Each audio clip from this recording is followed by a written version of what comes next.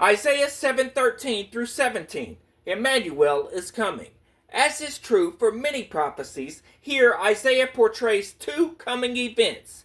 First, during Ahaz's day, a child would be born who would witness the destruction of Judah's two prominent enemies, Israel and Aram.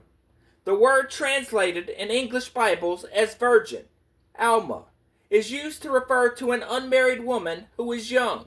Some believe this is a prophecy that a child will be born to a young woman from the house of Ahaz who will marry and give birth to this promised son.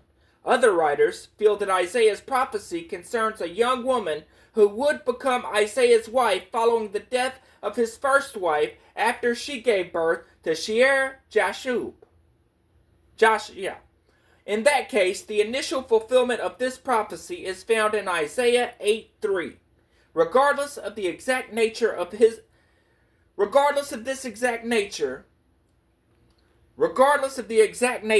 this promised son, he would grow up during a time when God would crush the surrounding nations and fulfill his good promises to his people. The second application of this prophecy was fulfilled by the coming of Jesus Christ, whose name, Emmanuel, means God with us.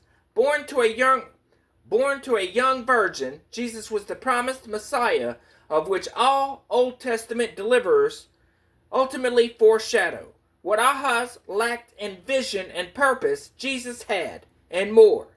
He was the incarnate Son of God, miraculously born of a virgin, and with a mission to fulfill God's plan to save his people.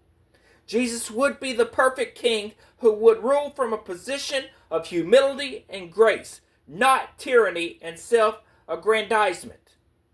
Through God's miraculous provision, the coming Messiah would take his son. Through God's miraculous provision, the coming Messiah would take on human flesh while retaining his full divinity. This promised son would do far more than the son would accomplish or represent in Isaiah's day. Jesus would crush Satan, sin, and death through his sacrificial death and miraculous resurrection.